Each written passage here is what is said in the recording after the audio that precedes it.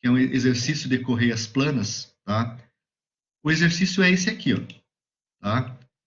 Nós temos uma correia plana. Vou ler o exercício aqui para a gente ler, vamos ler juntos, tá? Passar as informações para vocês então entenderem o que é o problema, tá?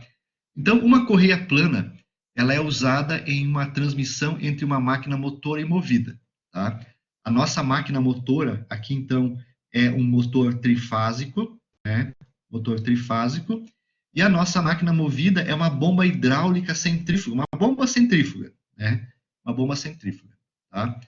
A polia motora já foi dada, ela tem 315 milímetros, né? E a polia movida tem 800 milímetros. Então, uma parte do serviço já do trabalho de fazer a seleção e o dimensionamento da transmissão já foi dada. Tem um D1 de 315 e um D2, então, de 800. Então, aqui é 315 milímetros, tá? E o D2, então, aqui é 800 milímetros, tá? É uma transmissão envolvendo, então, esses dois diâmetros de polias, tá? A rotação da polia motora, é N1 igual a 1450 RPM, tá? E a potência que nós estamos transmitindo é 90 kW, né? 90 kW. É uma potência razoável, né? Levando em consideração, né, a transmissão por polias, para bombas, né, bombas centrífugas. Então, 90 kW é modestamente uma potência grande que está sendo transmitida, tá? E aí, então, a distância, que aqui é um fator importante, o I, né, essa distância aqui, no caso, tá C, eu estou mudando tudo para C agora, a distância, é de 5.870 milímetros. Vejam, isso é mais ou menos 5 metros. Mais ou menos, não, 6 metros, né? Arredondando, quase que 6 metros de distância entre centros, tá? E esse sistema, então, é acionado por motor elétrico e vamos utilizar uma correia plana, né, para fazer esse acionamento aqui, tá? Então, isso aqui, pessoal, é muito comum, né, na região do Rio Grande do Sul, né, na região lá do Rio Grande do Sul, indo para a Argentina, para o Uruguai, quando o pessoal utiliza muito lá naquela região, utiliza muito bombas para fazer a irrigação, né, para pegar a água dos rios e fazer a irrigação das lavouras de arroz, né? Então, geralmente, né, nós temos aqui a lavoura, né, de arroz, o pessoal faz os diques aí para plantar o arroz, né, na plantação, né, e esse arroz, então, tem que ser irrigado, né, então aqui vai nascer o arroz aqui, né, e precisa ser feita a irrigação desse plantio, né, então tudo isso aqui vai ser inundado com água, né, proveniente dos rios da região, tá?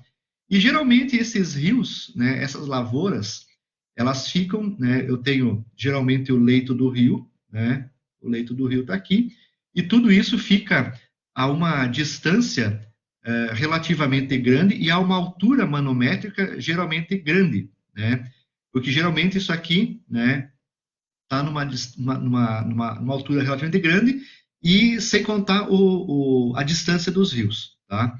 Então, lá no Rio Grande do Sul, né, como em qualquer lugar, quando a época é de chuva, né, o rio sobe, ele transborda, tá? Ele transborda e geralmente esse tipo de máquina é colocado e meio que fica meio definitivo na lavoura, tá?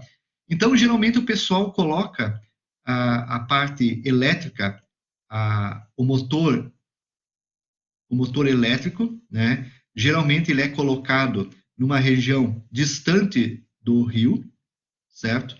E lá embaixo, para não ocorrer a cavitação da bomba, né, é colocada a bomba. Né? Deixa eu só tirar aqui, um pouquinho aqui do... Lá embaixo é colocado a bomba. A nossa bomba, a bomba centrífuga, ela geralmente é colocada numa região, né, lá embaixo, próximo do rio, né? Aqui vai estar a bomba, né? E como existe uma distância grande entre, né, o barranco, né, e o rio, essa transmissão geralmente tem que ser feita, né?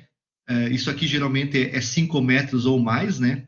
Isso aqui é 5 metros ou mais, até mais distante ainda, essa distância entre centros, tá? E aí, então, exige a colocação, então, do motor lá em cima, né? E a bomba fica o mais próximo possível do leito do rio, para evitar, então, a cavitação da bomba. Tá? Então, esse exercício aqui é um exercício típico aplicado lá para o Rio Grande do Sul, né, para fazer a seleção de uma correia, né, para uma estação de bombeamento de água para os arrozeiros, principalmente, tá? Então aí usa a transmissão por correia, né? Quando dá inundação, né? O pessoal geralmente tira a correia, alguma coisa assim, e o leito do rio não chega até o motor elétrico, tá? Então mantém mais ou menos isso como uma estação quase que definitiva, só que lá embaixo trabalhando a bomba, tá? E realmente, pessoal, quando eles usam isso aqui, né? O Rio Grande do Sul tem um problema de impacto ambiental, né?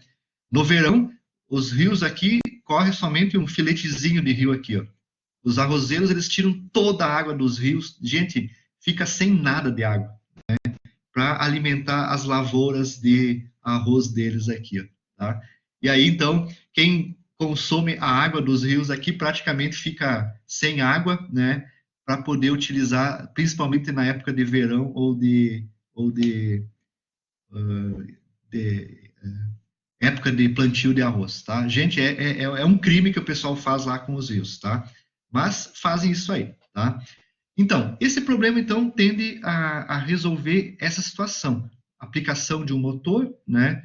No bombeamento da água de um rio, por exemplo, tá? E aí, então, foi dada essas distâncias todas aí, né? Que são importantes para a transmissão, tá? Já, então, os diâmetros D1 e D2 já foram calculados em função da rotação da bomba, da rotação do motor, né, de qual a velocidade que a bomba tem que estar trabalhando para dar a sucção necessária, enfim.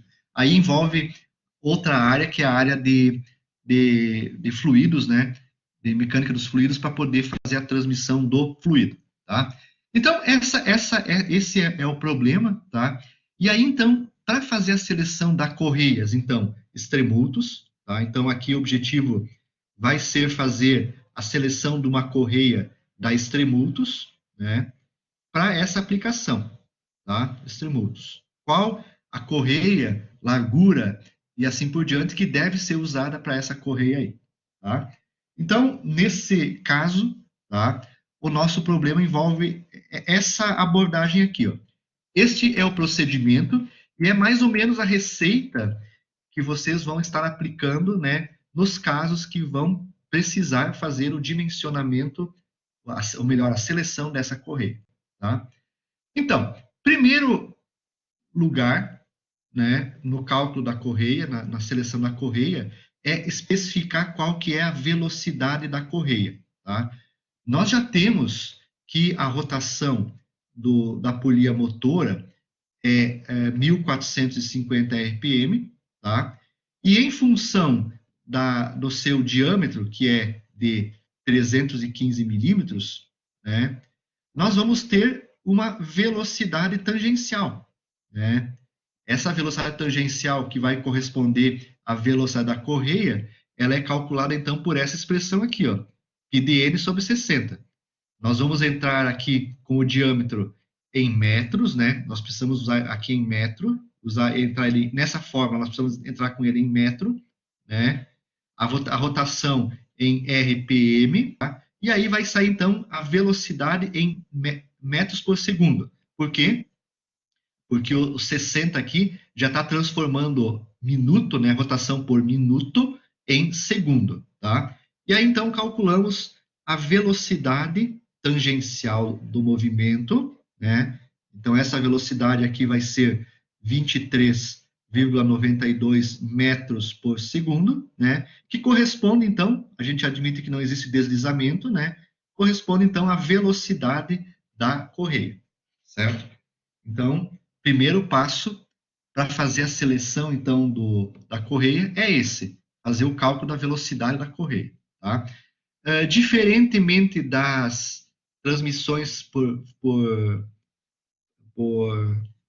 correia trapezoidal, né, e corrente, lá se usava metro por minuto, né? Aqui a gente usa predominantemente metro por segundo, né, nos cálculos envolvidos para a velocidade, tá? Então, primeiro item, cálculo da velocidade da correia. Segundo item, escolha do tipo de correia, tá? Existe um diagrama, né? Em primeiro lugar, o tipo de correia, ele é calculado por essa fórmula aqui, ó. O tipo de correia envolve sabermos qual que é o diâmetro da polia motora, diâmetro em milímetros. No nosso caso, o diâmetro é 315 milímetros, certo? E precisamos saber um fator, que é uma espécie de um fator de serviço, tá? Fator de serviço C1, tá? Esse fator de serviço, né, esse fator C1, né, ele é geralmente pela Extremultos calculada por esse diagrama B, tá? Se vocês olharem depois lá o artigo de Correias Planas, vocês vão ver que tem esse diagrama B que é usado então para fazer o cálculo, de determinar o fator C1, tá? Que é uma espécie de um fator de serviço, tá? Tá? Fator velocidade, envolve fator de velocidade, força centrífuga, tá ligado mais ou menos com a aplicação. Tá? E não é bem um fator de serviço, mas mais um fator de velocidade. Tá? E esse fator C1, pessoal, ele é calculado a partir da velocidade da correia. Tá? Então, a nossa velocidade que nós calculamos anteriormente era 23,92 metros por segundo. Então, a gente vem aqui, né, no eixo X desse diagrama, tá? E entra aqui, ó, com a velocidade, né, de 23,92 metros por segundo, né? A gente vem com esse ponto até cruzar essa linha preta que está destacada aqui e rebate aqui para a esquerda, né? Rebate, então, em direção à esquerda, até encontrar aqui, então, o fator de serviço. Aqui, então, nós temos o fator de serviço, que no nosso caso, então, aqui, ó, vai ser 0,9, ó. Então, o fator de serviço que deu aqui corresponde a 0,9, tá? Então, com esse fator C1, né, fator de velocidade, tá? Nós podemos, então, agora calcular o tipo de correia, tá? Então, como é que nós vamos fazer o cálculo? Então, ó, tipo de correia, tipo, tá? Ele vai ser igual a 315 vezes 0,9, né? Dividido por 10, tá? Se nós pegarmos, então, 315 vezes 0,9, isso vai dar 283,5 dividido por 10, tá? E isso dá, então, 28,35, tá? Então, o tipo de correia que nós vamos utilizar da Extremultos é a correia 28,35, tá? Esse, então, é o tipo que nós vamos utilizar, tá? Com essa informação, né, nós vamos deixa eu ver se é o próximo que tem aqui. Nós vamos na tabelinha da correia, tá? E selecionar a correia adequada, tá? O tipo adequado. Naquela tabelinha que eu passei para vocês antes, mais adequado, é esse aqui, então, ó. Esses são os tipos disponíveis de correias planas, ó. Aqui embaixo, então, ó, nessa tabelinha aqui embaixo, ó, se vocês olharem, né, aqui embaixo, os tipos de correias, a tabela 2.1 bem aqui embaixo, tá? Os tipos disponíveis é o tipo 10, 14, 20, 28, 40, 54, 80. No nosso caso, o valor mais próximo é o 28, né? Então, no nosso problema, nós vamos utilizar, então, nesse problema, o tipo 28, né? 28, tá aqui ele, ó. Então, calculamos este tipo aqui, deu 28,35. O tipo disponível é o tipo 28. Então, o mais próximo dele é o 28, então vamos utilizar o tipo 28. Tá? Esse é o tipo que nós temos que utilizar. Tá? E aí vem a expressão, vou usar o 28 e tem a opção para usar o elastômero do tipo G. Eu vou usar elastômero, né, uma borracha, né? As opções que a Extremultus dá de materiais para essa aplicação é a borracha, né, o elastômero, então, elastômero, borracha, e uma liga de couro, né, ao cromo, né, que é uma outra unidade. Então, nós vamos utilizar um tipo de borracha, tá? A aplicação que a gente tem, a borracha é mais importante, né? A aplicação melhor é elastômero, borracha, tá? E não couro, tá? E o G, pessoal, é a definição, né, de elastômero, né? E a correia, ela pode ter dois tipos. Ela pode ser G ou GG, né? G ou GG. O que quer dizer isso? G ou GG, tá? Por exemplo, numa transmissão, por exemplo, com duas polias, como essa aqui, tá? Eu preciso de elemento de atrito, aquele elemento que vai entrar em contato com a polia, somente num lado da correia, que é esse lado interno aqui dela, né?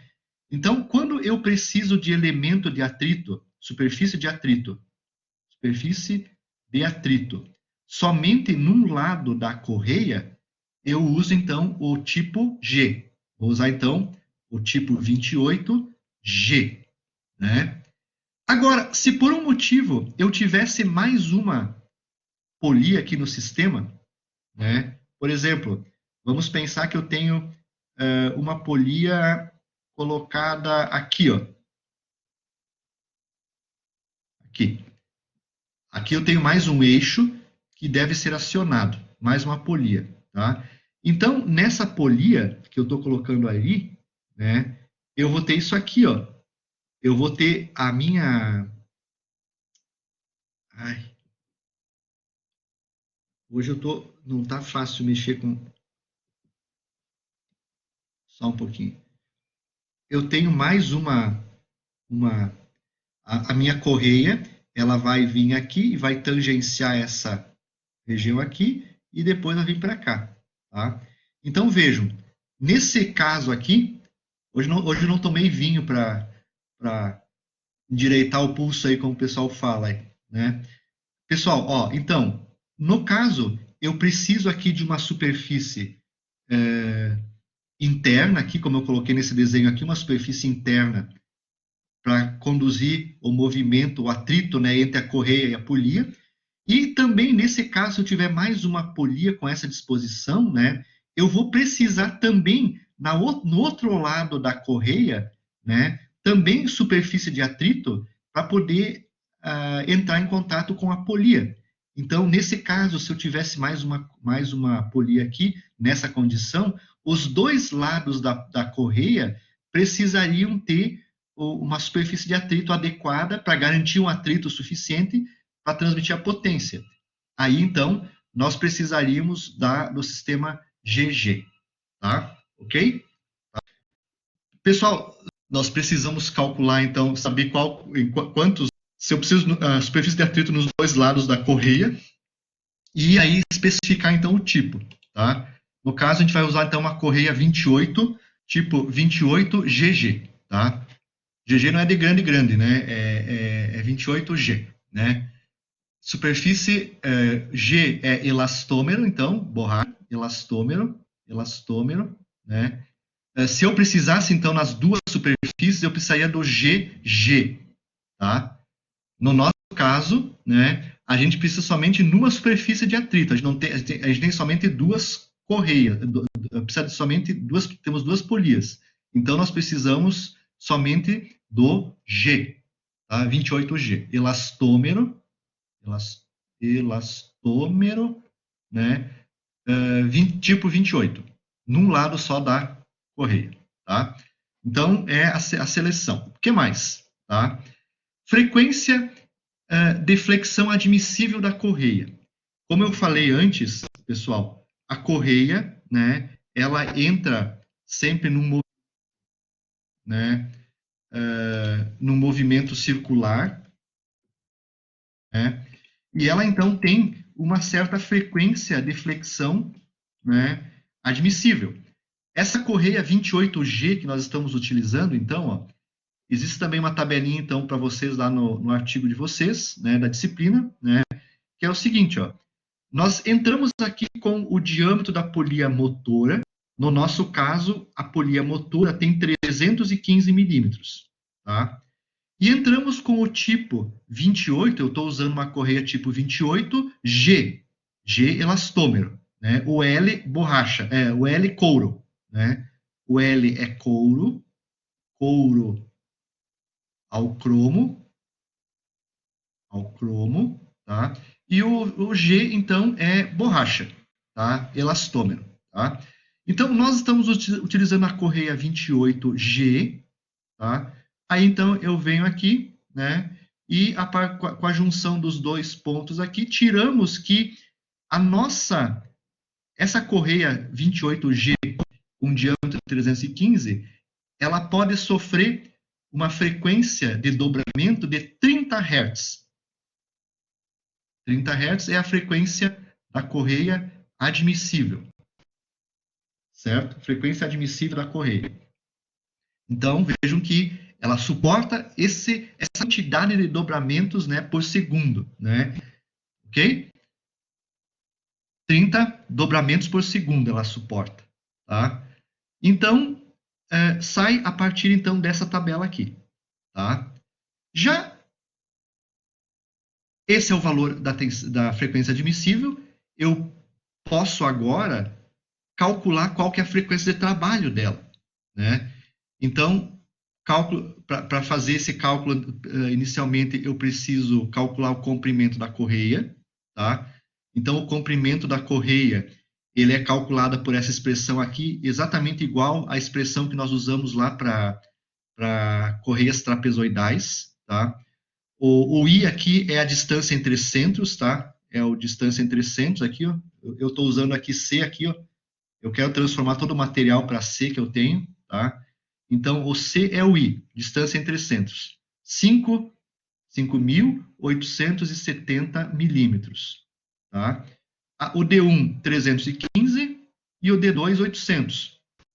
Com essas informações aí, a gente pode, então, calcular o comprimento da correia, que dá 13.500 milímetros. Ou seja, 13 metros, 13,5 metros, né, para ter uma ideia maior da correia, ela tem 13,5 metros, tá?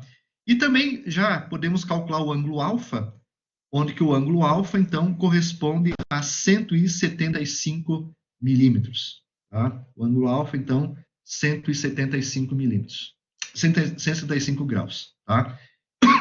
Com isso, nós temos essas duas informações aí, tá? L e alfa. A partir do L, né? A partir do L, tá? Nós podemos, então, agora calcular a frequência de flexão, ou seja, a frequência de trabalho. Essa aplicação, essa correia, está submetida a qual frequência de trabalho? A frequência de trabalho. Qual é a frequência de trabalho que ela está ocorrendo na correia, tá?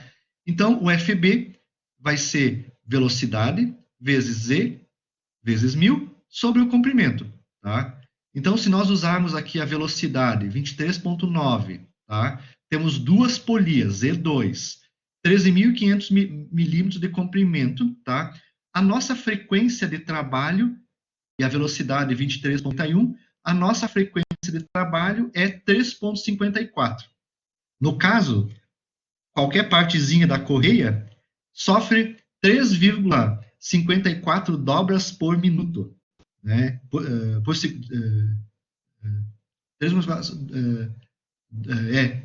Dobras por segundo, tá? Ok? Então, seria então a frequência de trabalho do meu sistema, da minha correia, tá? Como no caso anterior, a admissível foi de 30 Hz, tá? Então, aqui a gente poderia concluir, né, que a frequência admissível é maior que a frequência de serviço, né? Eu estou lendo isso aqui. Com isso, a correia está bem dimensionada. Se a frequência, né, admissível é maior do que a frequência de trabalho, né, então está bem dimensionada, está bem selecionada. Tá? Então, essa é a conclusão que se tira aqui. Caso isso não acontecesse, eu teria que especificar uma outra correia, né, uma correia melhor. Talvez partir para uma da 28 para uma seguinte, né, para especificar uma correia que suporte uma frequência de trabalho maior. Tá? Então, nesse caso, ok, está bem selecionada então essa correia 28G. O que mais? Vem agora para frente o cálculo da largura da correia. Então, no cálculo da largura da correia, nós vamos utilizar essa expressão, a largura da correia. A largura da correia, então, aqui está a polia, tá? Aqui eu tenho a polia, aqui está a inclinação dela, e aqui eu tenho a correia. Essa aqui é a correia, né? A vista, então, em corte dela aqui, ó, tá? A largura que eu estou dimensionando é isso aqui, ó. Esse é o B. Esse é o B da correia, certo? Então, esse B da correia, ele é determinado pelo N, que é a potência que é transmitida, pelo fator C2, que é um fator de seleção aqui, o fator de carga, é esse fator de carga aqui, ó, fator de carga C2, e pelo C3, né, que é o fator também, né, que vai ser usado aqui na expressão, fator C3, vezes 1000, dividido por tipo vezes a velocidade, tá? Então, a potência eu já sei, 90 kW, o C2 eu vou determinar aqui, C3 também por tabela, 1000 tipo 28, aqui vai o número 28, e a velocidade 23 metros por segundo. Falta calcularmos aqui o C2, que eu ainda não tenho, e o fator C3 também que eu não tenho. Então, aqui, o fator C2, né, é um fator de carga. Ele, então, depende da aplicação. Tipo de transmissão, eu tenho que procurar. No meu caso, nós temos motor trifásico com bomba centrífuga. Tá? Então, vamos procurar aqui nos exemplos de acionamentos. Aqui é máquina acionada, ó, máquina acionada. Então, aqui tem vários, ó, transportadoras para mecânicas a granel, bombas centrífugas, mas aqui, ó, principalmente aqui, ó, o nosso está aqui, ó, um serviço irregular, né, esse aqui, tá? Bombas de êmbolos e compressores com grau de irregularidade maior que 1,8 e centrífugas, grandes ventiladores, bombas de pressão, né, tá aqui, ó, amassadoras e de tubos, jogos enfim. E o C3, então, está associado com o arco de contato, então, tá? Então, a gente tem, né, um ângulo de abraçamento da correia. No nosso caso, nós calculamos anteriormente esse ângulo de abraçamento aqui, ó, o alfa, que é esse ângulo aqui, ó. Esse ângulo aqui é o ângulo alfa, né? Esse ângulo alfa é 175 graus, tá? Então, para esse ângulo alfa de 175 graus, né, nós temos que 175, ó, entre os 180 e os 170, para calcular o fator C3, nós temos que o fator é mais ou menos aqui, ó, né, 1,01, ó, 1 para 180, 1,02 para 170, então mais ou menos aqui 1,01, tá? E aí, então, com esse fator C3 de arco de contato, tá? Nós vamos determinar, então, a largura da correia a partir dessa fórmula aqui, ó, tá? Essa largura da correia, tá?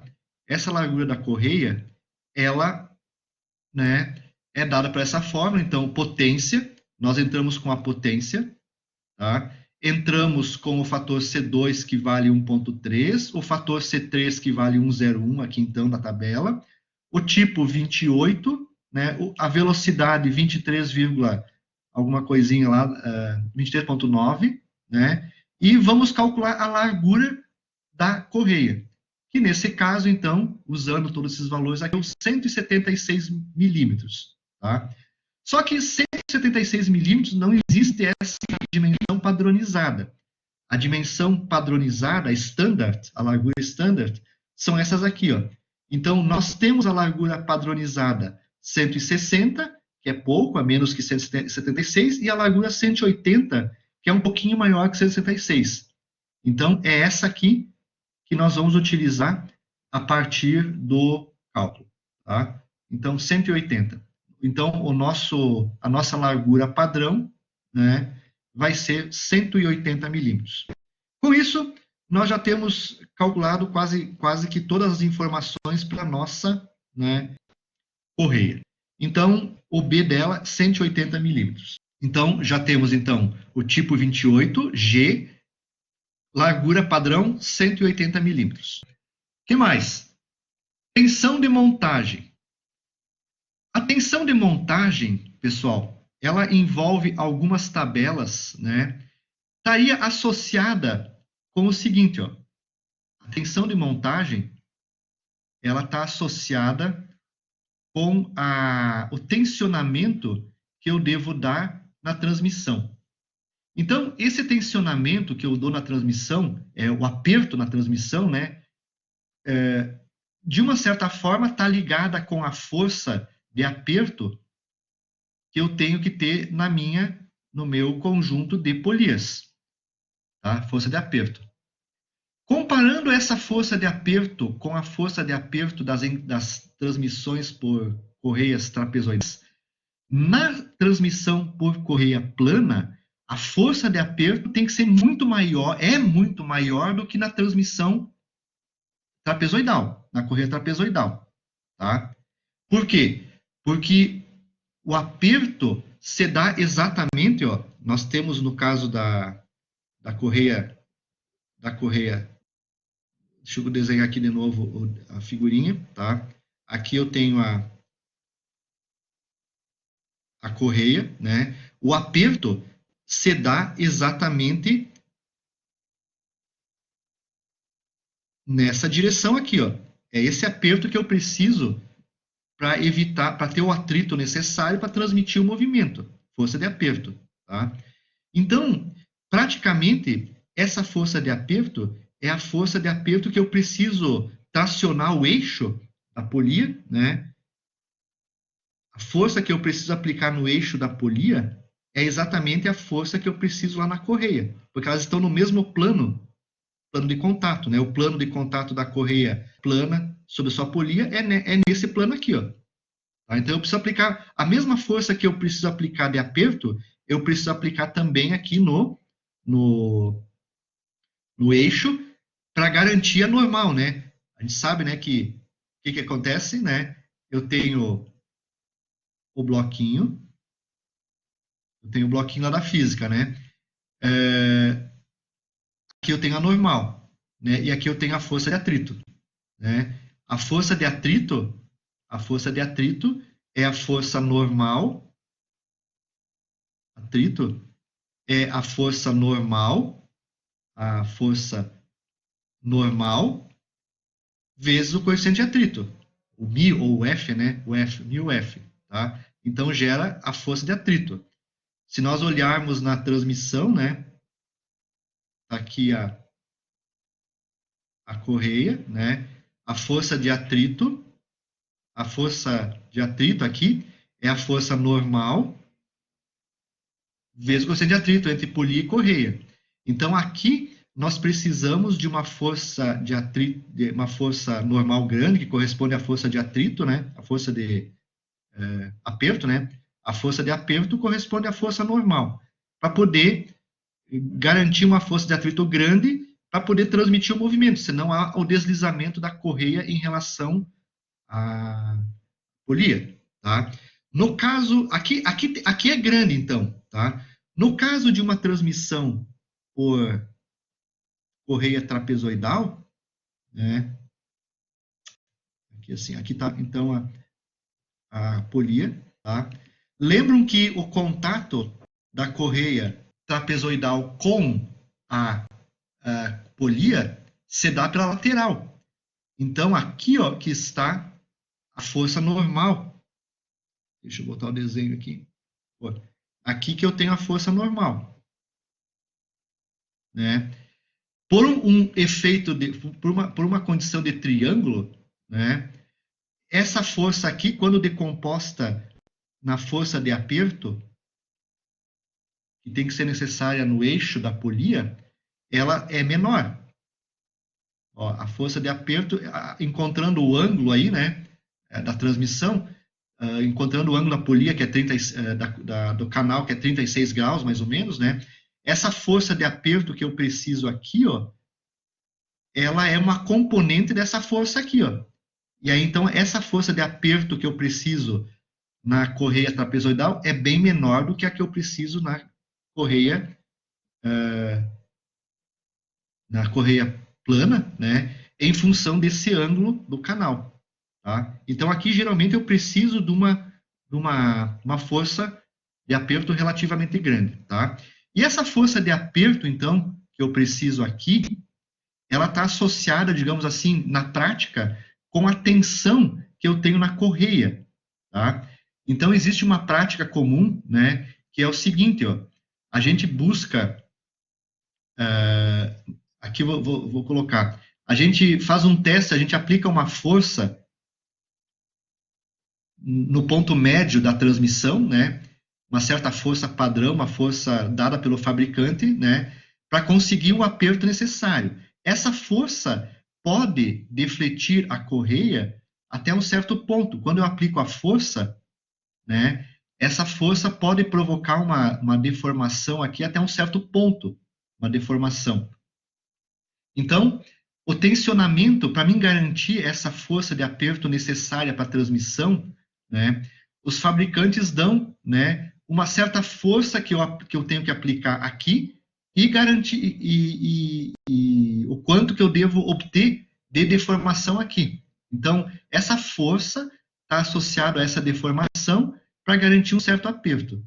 Tá? Então, para cada tamanho de transmissão, eu tenho uma força dada pelo fabricante aqui, que corresponde a um certo deslocamento delta aqui, uma deformação delta. Tá? Então, na prática, né, para se conseguir essa força de aperto, está associado com isso. E aqui, então, dá mais ou menos a fórmula que a Extremultus dá para conseguir essa tensão de montagem. Tá? Então, a tensão de montagem ela é obtida pelo fator C4 mais o fator C5 e mais o fator C6. Ó, tensão de trabalho, tensão, carga de choque, né? Onde, para calcular o fator C4, eu preciso do fator C2. Ó, o fator C4 está ligado com o fator C2. Então, eu entro com o fator C2 e tiro o fator C4. Aqui também, eu entro com o fator C2 e tiro o fator C5. E vou somando eles. Também preciso do fator C6, que é a carga centrífuga. Então, nós vamos vir aqui, ó, no tamanho 28 GG, com a velocidade de mais ou menos 28 metros por segundo. Nós vamos vir aqui e vamos tirar o fator, né, mais ou menos aqui, né, 28, aqui coloquei 0,15 mais ou menos, né, vamos tirar o fator, fazendo a interpolação aqui, né, na verdade dá para fazer a interpolação, né, mais ou menos vai dar um fator de C6 de 0,15. 0,15, tá? Então, somando tudo isso, dá uma tensão, né? Tensão de montagem de 2,25%, tá? Ok? Essa tensão de montagem, pessoal, está associada, então, com a carga que eu tenho que aplicar, uma carga padrão de serviço, tá? Só que, nesse caso, pessoal, é dada essa tensão de montagem, só que eu não consegui mais, eu perdi foi no meu material, eu não tenho mais a tabelinha que dá a respectiva força associada a isso, tá? E eu estou tentando buscar isso, né? Ainda nesse material da Extremutos e não consigo mais achar esse material aí, tá? Então, isso aqui está associado à tensão de montagem, né? Mas tem outras fórmulas para fazer esse cálculo, tá? Então, essa fórmula aqui da Extremutos está um pouquinho comprometida pela falta de uma tabela que eu não consigo mais encontrar essa tabela, tá? Então, a gente deixa aqui de lado, por enquanto, essa observação aqui, tá? Ok? Tá? Então, a tensão de montagem está ligada com tudo que eu falei para vocês aí, principalmente com essas forças que são aplicadas aqui, tá? Mas esse valor ainda não dá para comparar ele, porque está faltando uma tabelinha nesse catálogo que eu tenho aí, tá? Então, vou deixar um pouquinho isso aqui, um pouquinho, né, esse resultado um pouquinho aberto aqui, porque não dá para resolver ele ainda completamente, tá? Mas nós podemos calcular ainda a força que a transmissão exerce sobre os eixos, tá? Então, essa força que está relacionada com os eixos vai estar associado também com o aperto na transmissão, tá? Ela é calculada pelo valor FW. Então, esse FW, ele corresponde a qual a força que eu vou ter na transmissão pela correia plana, tá? Então, aqui eu tenho, entre os eixos, eu vou ter uma força no eixo, né? Essa força aqui, ó, que é aplicada no eixo.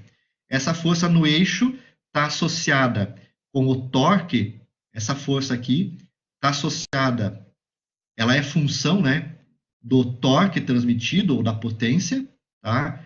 E também da força de aperto, né, da força de aperto, tá? Então, quando eu vou precisar calcular o eixo, o tamanho do eixo, para mim calcular qual que é a flexão que ele vai estar submetido, eu preciso da força do eixo. Então, a Extremultus, ela me dá uma fórmula que permite calcular essa força do eixo, que é o FW, então.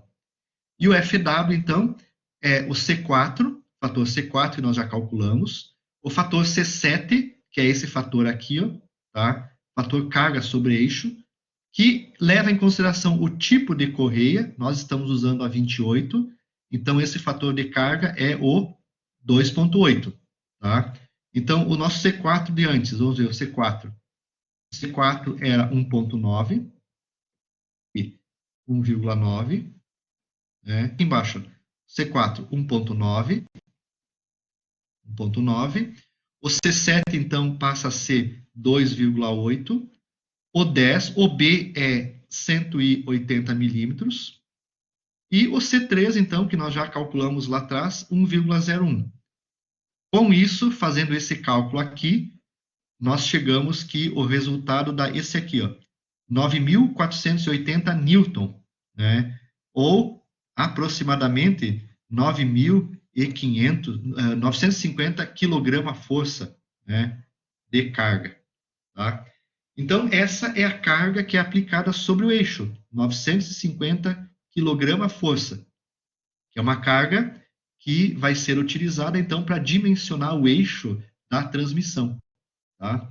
Então, a Extremultus permite fazer esse cálculo, né, usando, então, né, essa fórmula aqui, tá? Se nós usarmos aquela fórmula que eu fiz o cálculo uma vez, se nós usarmos aquela fórmula F2 sobre F1 igual a E na F alfa, lá de elementos de máquina Zoom, ou agora de Correias, que a gente usou também, e também usar torque igual a F1 menos F2 vezes o raio, né? Se nós usarmos essas duas fórmulas aqui, usarmos o coeficiente de atrito o coeficiente de atrito entre o elastômero e aço, usarmos o ângulo de abraçamento e fizermos o cálculo usando essas duas fórmulas aqui, para calcular o FE aqui, né?